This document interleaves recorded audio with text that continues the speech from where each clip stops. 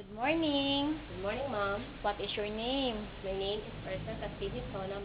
How old are you? I'm 35 years old, Mom. What is your education level?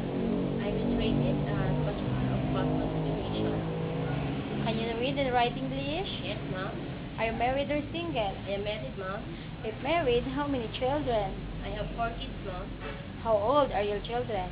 The eldest is 15, the second is 13 years old, fourth 11, and the youngest is 7 years old, Mom. Where did you stay? In the province or here in Manila? In province, Mom.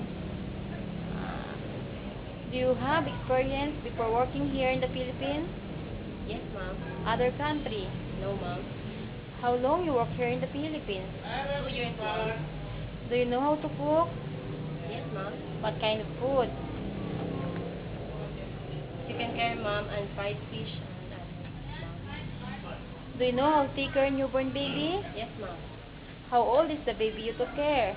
Newborn to preparatory level, Mom. Who is the baby? Selva family, Mom. Do you know how to take care of elder people? Yes, Mom. How old is the elder people?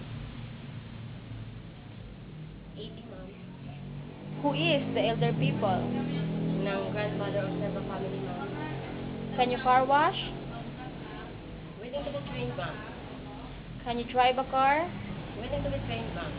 Can you ride bicycle? Willing to be trained, Mom. Can you finish your contract for 2 years? Yes, Mom. Do you smoke cigarettes? No, Mom. Are you afraid of feet like dogs? No, Mom. Do you have allergies? No, Mom. Do you know how to garden or any knowledge in gardening? Yes, Mom. Can you promise not to bring friends inside the house or any place near to the house? Yes, Mom. Now, why do you want to work other country? Explain why. Well, I'm willing to work in other country because of to help the educational needs of my children, Mom, and my family. Thank you, Mom. Thank you. Okay.